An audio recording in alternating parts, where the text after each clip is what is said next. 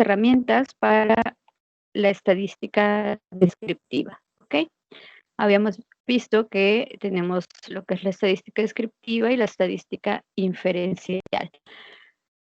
Dentro de la estadística descriptiva, ¿qué es lo que vamos a ver? Vamos a ver tablas de distribución de frecuencias, las gráficas, medidas de tendencia central, de dispersión, medidas de posición y medidas de forma, ¿ok?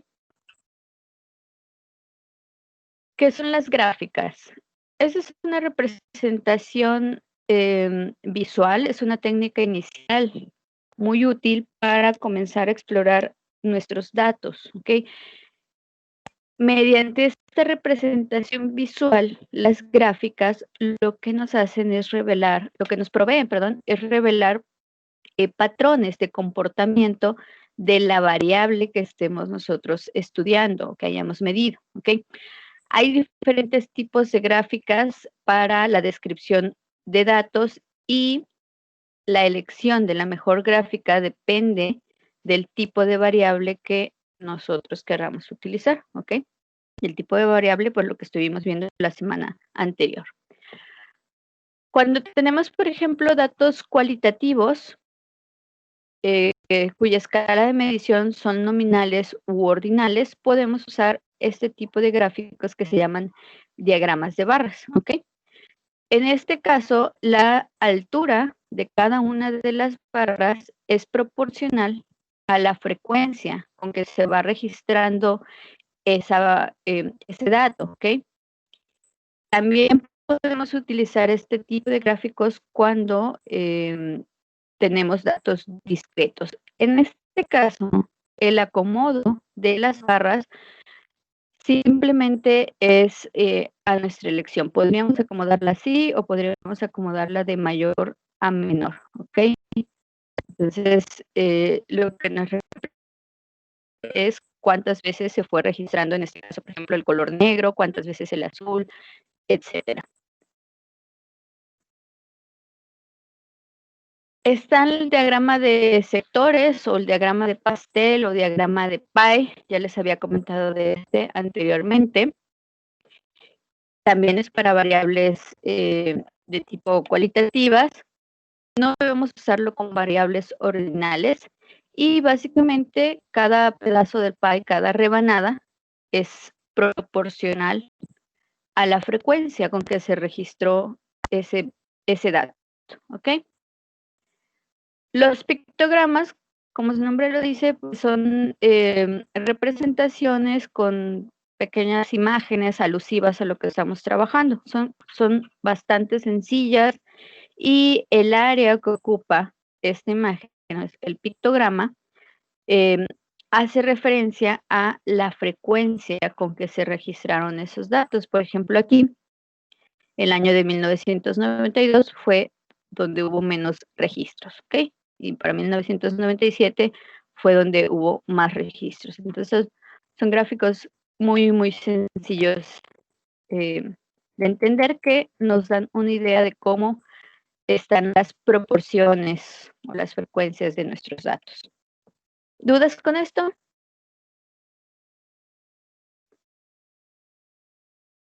No, maestro. ¿Todos han hecho algún diagrama de este tipo? Por lo menos uno de pastel o de barras. Sí. Sí. Ok. Ya para los datos cuantitativos, ahí traemos otra historia. ¿Okay? Hay también diferentes tipos de gráficos, muchos más variados para este tipo de variables, ¿okay? Variables cuantitativas. Aplican tanto cuando tenemos mediciones de escalas de intervalos o de proporción o razón. Y la idea principal de estos gráficos es mostrar la distribución de nuestros datos, ¿ok? Hay diferentes tipos de gráficos como puntos, de tallos y hojas, diagramas de cuadros y bigotes o box plots, como este que ven ustedes aquí, que nos representan los valores extremos también, representan La mediana nos representan cuartiles. Hay histogramas, como este que vemos acá, polígonos de frecuencias y ojivas, como vamos a ver en la clase de hoy o de el miércoles. Este tipo de gráficos, como les mencioné, nos muestran la distribución de esto. ¿Qué es esto de distribución? Lo vamos a ver más adelante en el curso, pero básicamente vean este gráfico, ¿ok? Vean cómo están distribuidos los datos, cómo las mayores frecuencias se agrupan al centro, ¿ok? Y los valores extremos están en menor cantidad. Esta forma que ustedes ven así, aquí, como de campana, hace referencia a la distribución de los datos. Y esto es un elemento muy importante cuando trabajamos con estadística inferencial. ¿Ok? ¿Dudas?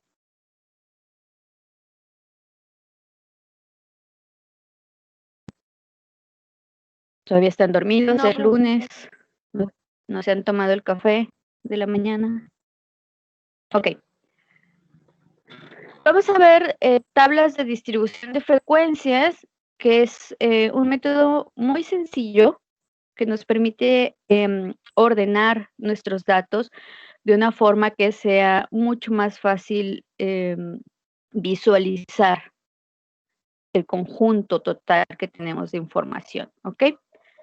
Entonces, esto consiste en que toda la información que nosotros registramos como primer paso, la ordenamos, ya sea del más pequeño al valor más alto o viceversa, ¿ok? La diferencia que existe entre el valor más alto y el valor más bajo registrado para nuestra variable es lo que llamamos rango o recorrido y se representa con la R mayúscula, ¿ok? Básicamente es el valor máximo menos el valor mínimo. Pongamos este ejemplo. Tenemos registros de 100 estudiantes y el valor más alto de la altura de estos estudiantes es 74 pulgadas y el valor más bajo son 60, ¿ok? Si yo a 74 le resto 60, me da un valor de 14 pulgadas. Entonces, el rango de este conjunto de datos de estos 100 estudiantes, el rango es de 14, ¿ok? Cuando tenemos un número muy, muy grande de datos, es útil distribuirlos en clases o categorías, ¿ok? Y con estas clases o categorías, nosotros determinamos cuántos individuos o cuántos registros caen dentro de cada una de las clases. A esto es lo que llamamos frecuencia de clases, ¿ok? Y es lo que vamos a ir construyendo a continuación. ¿Dudas con esto? Está muy sencillita esta parte, ¿ok? No se me pierdan, por favor. Entonces, una distribución de frecuencias también lo llamamos tabla de frecuencias, ¿ok? Básicamente es ordenar nuestros valores de esta forma, ¿sí? ¿Ok? Una ordenación tabular. Vean, esos 60 estudiantes, supongan que tenemos 100 estudiantes, tenemos 100 registros de la altura de 100 estudiantes. Nosotros podemos agruparlos según categorías. Si en este caso tenemos que el valor más bajo fue 60 y el valor más alto fue 74, ¿ok? Entonces podemos ir agrupando aquí de 12 2, de 60 a 62 y así hasta llegar al 74. Y vemos cuántos estudiantes miden entre 60 y 62 pulgadas, ¿ok? Y ya, lo apuntamos, 5. Y así sucesivamente con cada una de las categorías, ¿sí? Al final, esto nos debería de dar el total de estudiantes, que son 100. Esta primer categoría es lo que llamamos intervalos de clase y se representa con una K minúscula, ¿ok? Los límites de clase sería entonces el valor más bajo y el valor más alto. Recuerden, entre el 60 y el 62, pues están agrupados otros más valores, ¿ok? El 63 o el 60 en este caso sería el límite inferior y el otro valor sería el límite superior, ¿ok? Esto que nosotros vemos aquí son intervalos de clase cerrados, ¿ok? Porque llegamos hasta un límite, 72 o 74. Aquí el límite está. Cuando no se pone el límite superior en el último intervalo de clase, decimos que es un intervalo de clase abierto. Normalmente se representa con un infinito. Bueno, supongan que este es un infinito más bonito, ¿ok? Entonces queda 72 infinito, es decir, es un intervalo de clase abierto. ¿Dudas con esto?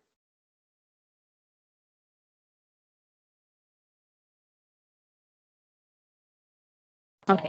Maestra. Gracias.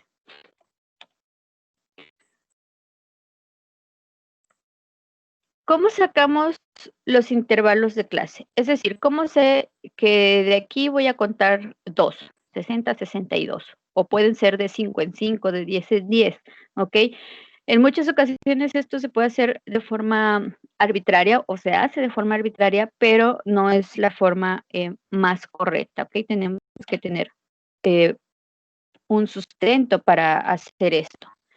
Y este sustento podemos usar la regla de Sturge, que está dado, K, el intervalo de clase está dado por 1 más 3.32, son constantes, multiplicado por el logaritmo de n, que es n, el total de datos que tenemos, ¿ok?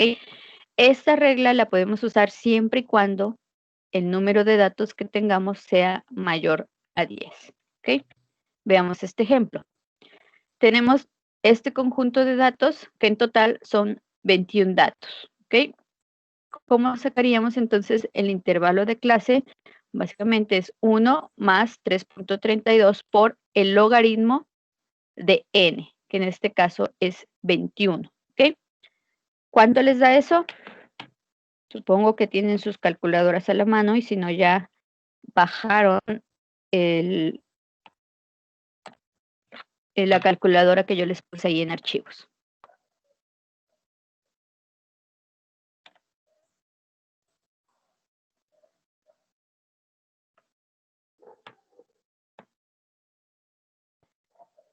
Ok, el logaritmo de 21, logaritmo, no logaritmo natural, no se vayan a Maestra, confundir. Sí, yo lo hice así corrido en la calculadora y me salió 5.38. ok, ahorita vemos, gracias. Saraí. Ok, recuerden que es logaritmo y no logaritmo natural. Saco el logaritmo de 21, ese valor entonces ya lo puedo multiplicar y después sumar, ¿ok? Y efectivamente tenemos un valor de 5.38. Ojo, este valor no puede quedar así, ¿ok? Déjenme, denme un minuto. Ok. Tendríamos que redondearlo y se redondea al entero más cercano, ¿ok? Es decir, si tengo 5.3 o 5.2 o 5.4, lo podría redondear a 5. Si tengo 5.5 o 5.6, podría redondearlo entonces a 6, ¿ok? Lo mejor siempre, o la recomendación, es redondearlo al entero superior, más cercano, ¿ok?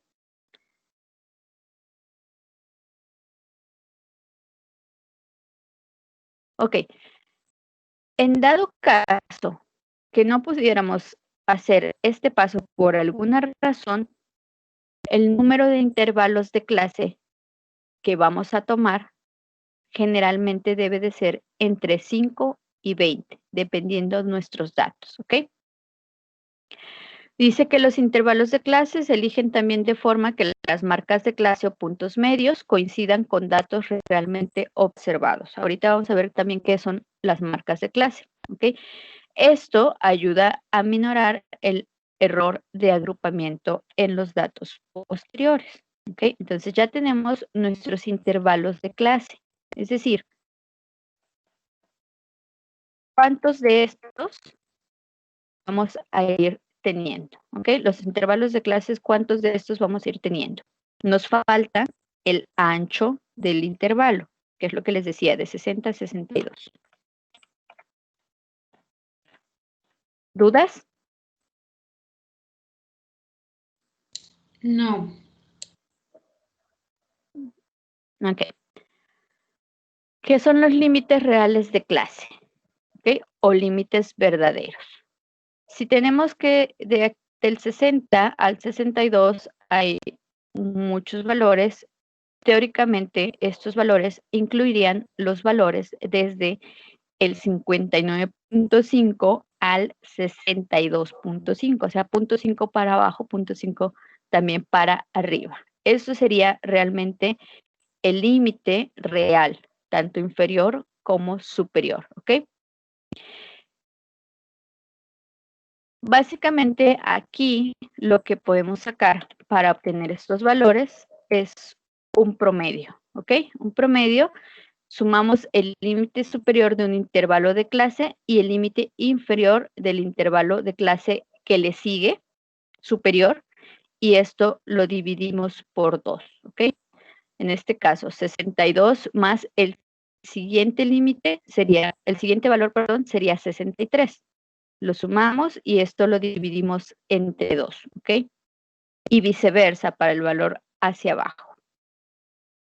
Normalmente lo representamos simplemente con los límites inferiores, no los reales, en nuestra tabla. Ahora sí, el ancho del intervalo o la amplitud del intervalo, este se saca, es la diferencia entre los límites reales de clase que forman cada uno de los intervalos. Y este se representa con la letra C, ¿ok? C es igual a la diferencia entre dos sucesivos límites de clase inferiores o superiores, ¿ok? C está dado por R, E, K. ¿Qué habíamos dicho que era R? El rango. ¿Ok? Entre K, que es el número de intervalos, ¿ok? K es el número de intervalos que vamos a poner en nuestra tabla. Supongan entonces que tenemos estos datos, que eran 21 datos, N21, sacamos nuestro rango, 65 menos 23, tenemos un rango de 42, ¿ok? Sacamos el número de intervalos, 5.38, que siempre se va a redondear, ¿ok? Entonces lo redondeamos al valor 5. Y simplemente para sacar el ancho o la amplitud del intervalo, dividimos 42 entre 5. Esto nos da un valor de 8.4. Es decir, cada uno de mis intervalos va a ir de 8.4 en 8.4. Este valor no se redondea, ¿ok? El único valor que redondeamos siempre es K. La marca de clase en este caso sería el punto medio del intervalo y lo obtenemos sumando los límites inferiores y superiores de cada una de las clases y lo dividimos por 2, ¿ok? Este es el valor medio, lo que queda justo a la mitad de cada intervalo de clase. Ok, de forma resumida entonces, lo que les acabo de decir. Cuando nosotros queremos construir nuestra tabla de frecuencia, paso número 1, ordenar los datos de forma ascendente. ¿Ok? Paso número 2, ya que tenemos ordenados los datos, sacamos el rango. Y el rango es restando al valor más alto el valor más bajo, ¿ok? O el mínimo. sacamos el número de intervalos. Y esto lo usamos con la regla de Sturge, ¿ok? K1 más 3.32, que son constantes por logaritmo del tamaño de la muestra. Paso número 4, sacamos el ancho del intervalo, ¿ok? Que es simplemente dividir el rango entre el número de intervalos. Recuerden, este valor de K se redondea. Dice que los valores de C por K deben cubrir el rango. Es decir, nosotros vamos a obtener un valor aquí, que va a ser el ancho del intervalo. Si yo con este valor voy construyendo mi tabla de frecuencias, el último intervalo debe de cubrir el valor máximo, ¿ok? No debe quedar fuera. Si el valor máximo aquí es 69, mi último intervalo, el límite superior de mi último intervalo debería de ser 69 o un valor más alto al 69, ¿ok? En dado caso que eso no ocurra, hay que hacer ciertas correcciones que les voy a mostrar más adelante. Ya que tenemos entonces los intervalos construidos, vamos a determinar cuántas observaciones, cuántos registros caen en uno de estos intervalos, ¿ok? Es decir, la frecuencia de las clases. Vamos a hacer un ejemplo con esto, ¿ok? Supongan que tenemos 40 estudiantes, ¿ok? Y de cada uno de esos estudiantes se determina su peso, que está aquí en esta tabla, ¿ok? N40. El primer paso es ordenar los datos del menor al mayor. Se dan cuenta, aquí está el valor más bajo, es 119, vamos hacia acá, y el valor más alto es 176, ¿ok? ¿Cuál sería el rango de este conjunto de datos, por favor?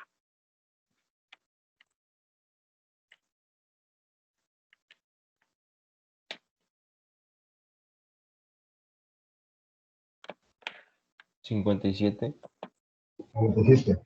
¿Ok? 57 sería nuestro rango, ¿ok? ¿Cuál es el siguiente paso? Ya sacamos el rango, sabemos que es 57. Ok, sacar el número de intervalos. A ver, aquí está la regla. Número de intervalos, por favor.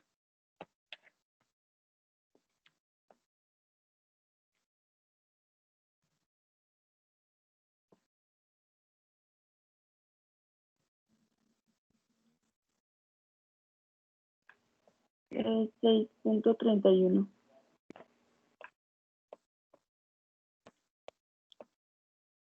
¿Cuánto, perdón? ¿Se pueden repetir? 6.31. En ese caso sería 6.31. Ok, ¿alguien más tuvo otro valor? A mí me salió 6.07. ¿Sí? 6.07, ok, ahí va variando según cómo lo hayan metido los datos. ¿Alguien más? Ok, vamos a ver aquí. Entonces, tenemos 6.32. Habíamos dicho que tenemos que redondearlo, ¿ok? Y dependiendo de qué autor consulten, les van a sugerir que lo redondeen al valor más alto siempre, ¿ok? Eso es como para tener seguridad de que al final vamos a cubrir todos los valores que tenemos, ¿ok? Pero también podemos redondearlo al valor más alto y en dado caso que nos faltara cubrir el rango, simplemente vamos a ir añadiendo decimales como les voy a mostrar más adelante, ¿ok? En este caso vamos a redondearlo a 6. Entonces, obtenemos el intervalo de clase que sería 9.5.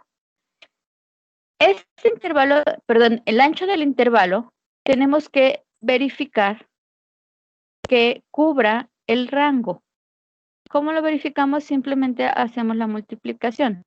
9.5, el ancho, por el número de clases. ¿Sí alguien quiere comentar algo?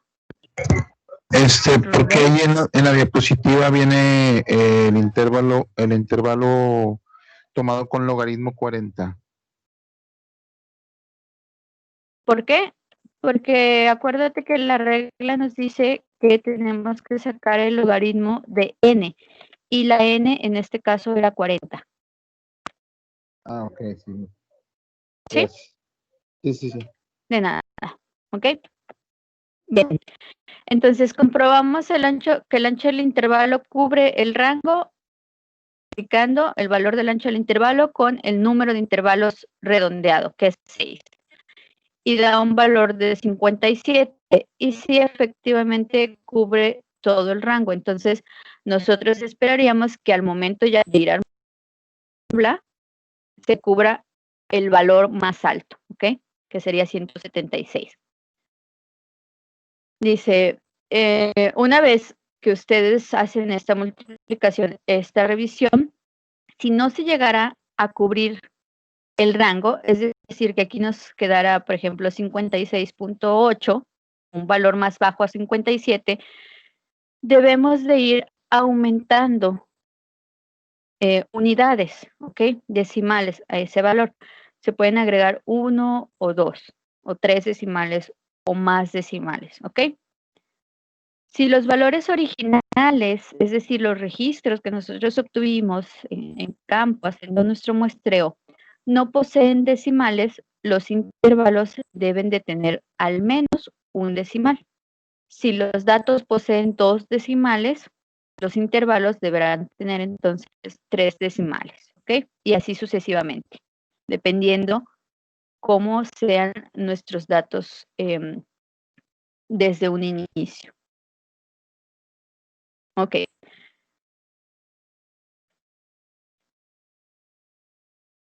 Ahora, denme un segundo. Ok. Teniendo esta información, ahora sí, nos iríamos a construir nuestra tabla de frecuencias, ¿ok? Esto, si me permiten ahorita, voy a abrir un documento.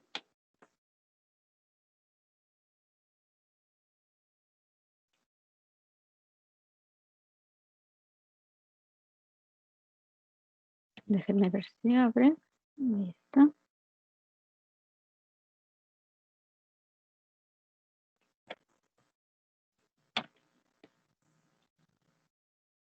Ok, ¿qué necesitaría aquí para empezar a construir un intervalo? Esto lo van a hacer ustedes, quisiera que lo fueran haciendo a mano. ¿Cómo comienzo a construir mi tabla de frecuencias? El valor más bajo observado es 119, ¿ok? El primer intervalo, ¿hasta qué valor llegaría?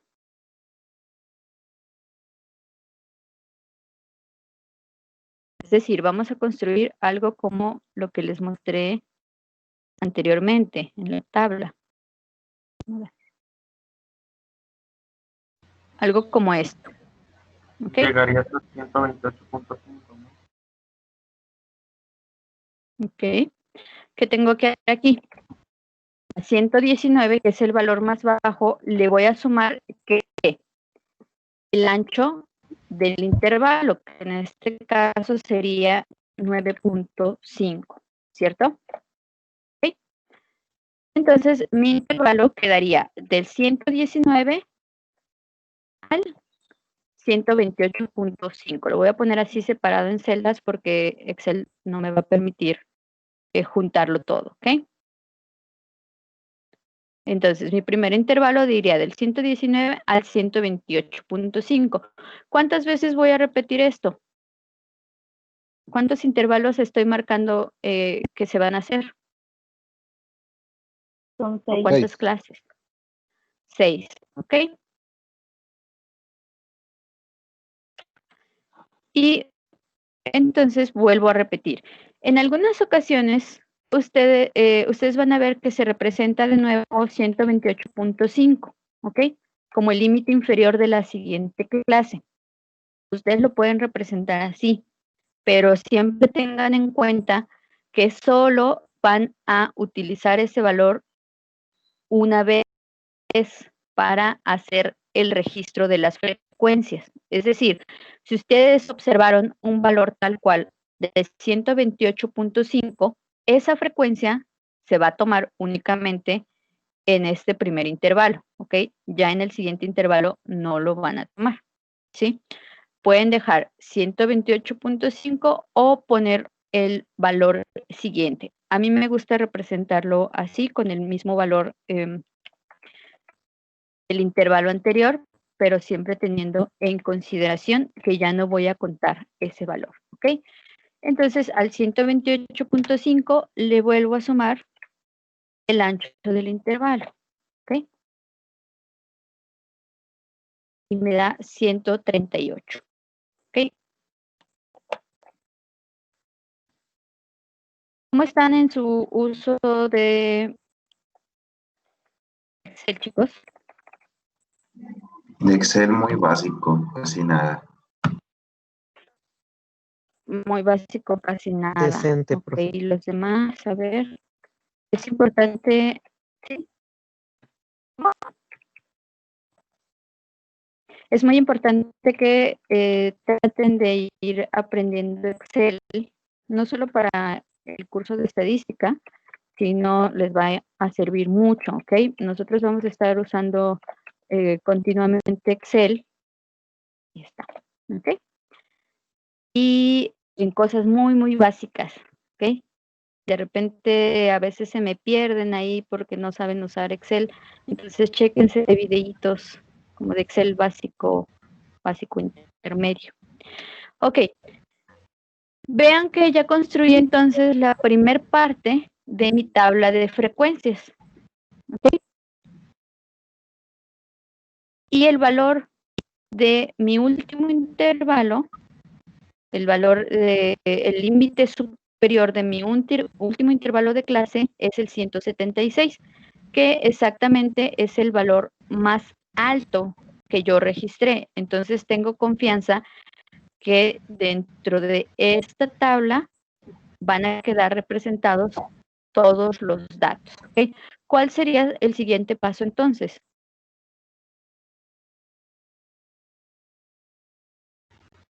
¿Qué tengo que hacer?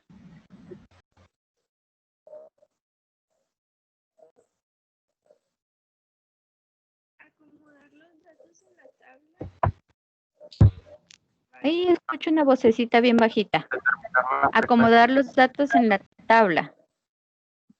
Ok, exacto. Las frecuencias.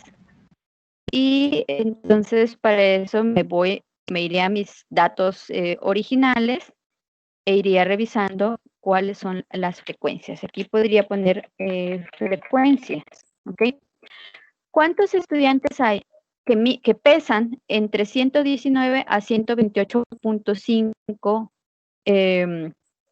no sé, creo que son libras, ¿ok? Entonces veo, aquí tengo el 119 y el 128.5 sería hasta acá, ¿ok? Tengo el 128. ¿Cuántos serían? 1, 2, 3, 4 estudiantes, ¿ok? ¿Cuántos de 128.5 a 138? ¿Alguien que me diga, por favor, cuántos?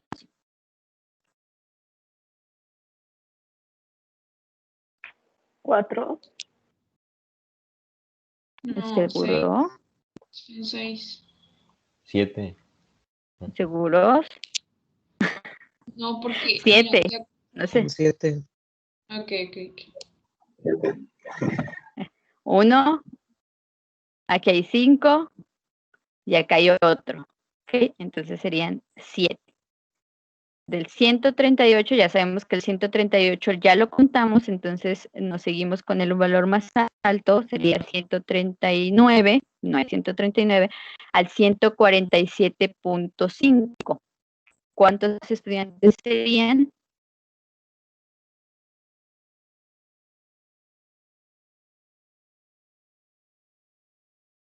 Doce.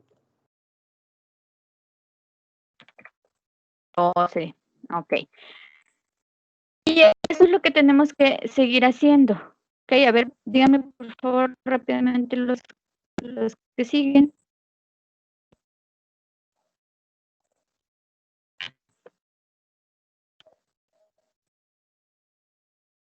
9. 9. Ok, 9 ya. En el 5. intervalo 5. 5. 5. Ok, y en el último, 3. 3. 3. Ok. Si esto lo hice bien, la sumatoria de todas estas frecuencias debería de darme 40. Exactamente, es el tamaño de mi muestra, N40, ¿ok? Entonces yo aquí ya tengo la primera parte de mi tabla de frecuencias. Esta es la parte inicial. A partir de aquí vamos a ir derivando otro tipo de información. E incluso a partir de aquí vamos a ir derivando gráficos, ¿ok? A partir de nuestros datos. Ok, entonces, recalco porque luego veo que es un punto que se les olvida. El número de intervalos siempre se redondea, ¿ok? Y se redondea al entero más cercano. Así lo vamos a trabajar, al entero más cercano. El ancho de intervalo no se redondea, ¿ok? Ok. Hagan por favor rápidamente con estos datos lo mismo que yo les acabo de demostrar.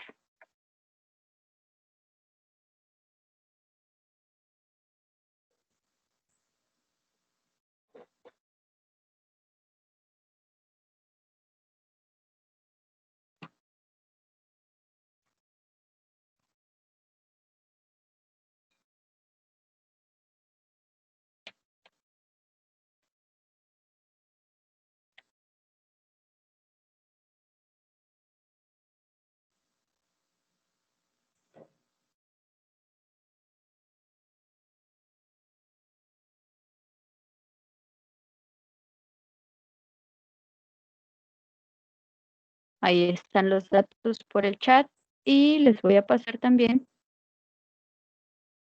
este resumen de los pasos que tienen que ir cumpliendo, ¿ok? Para que lo tengan ahí guardado.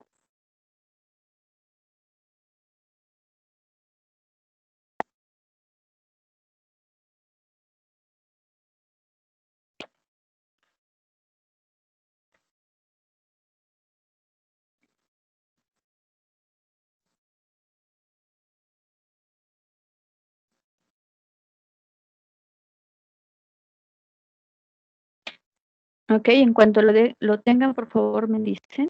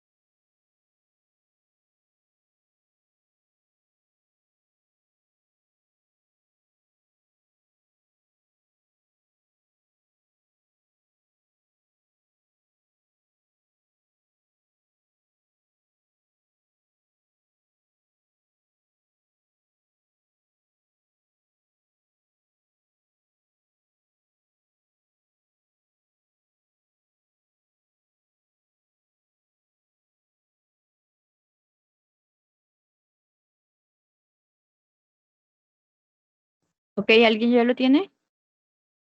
Que me pueda dar el rango, por favor.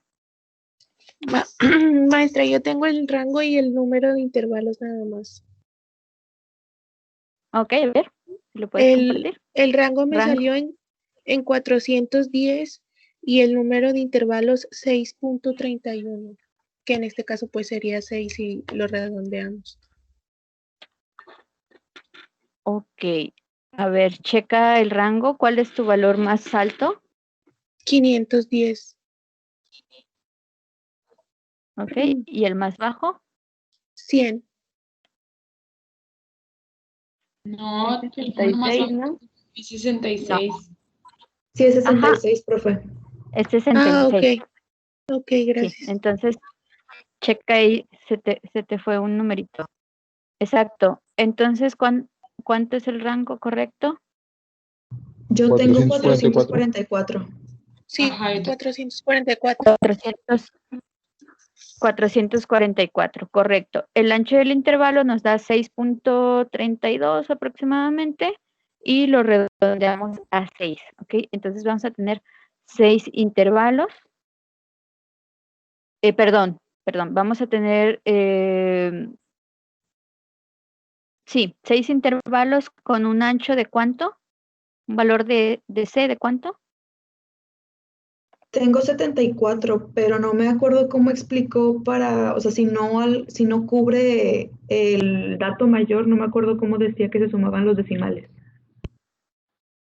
Ok, primero el rango 444 lo vamos a dividir entre 6, ¿no? ¿Y eso nos dio cuánto? 74, sí, maestra. 74.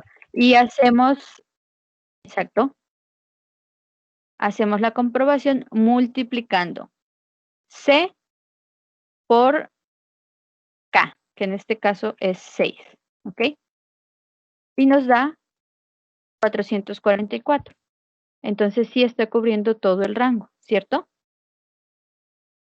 Sí. Sí, maestra. Ok. Entonces, con base en eso, ya ustedes podrían ir construyendo su tabla de frecuencias, ¿ok? Les queda de tarea entonces terminar la tabla de frecuencias para la siguiente clase y déjenme, les comparto, ¿ok? Aquí estaría, ¿ok? K, el rango, el ancho, la comprobación de, ¿ok? Del ancho del intervalo. ¿Cuáles serían los siguientes pasos una vez que ya tenemos esa forma inicial? ¿Ok? Sería una representación gráfica con estos datos. ¿Ok? Para hacer esa representación, nosotros necesitamos hacer estimaciones de otros valores. ¿Ok?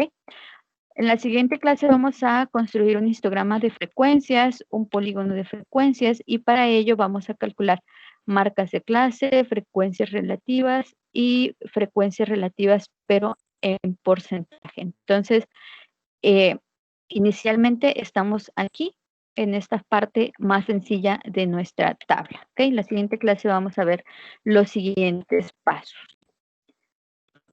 ¿Dudas hasta aquí de esto? Yo tengo una duda.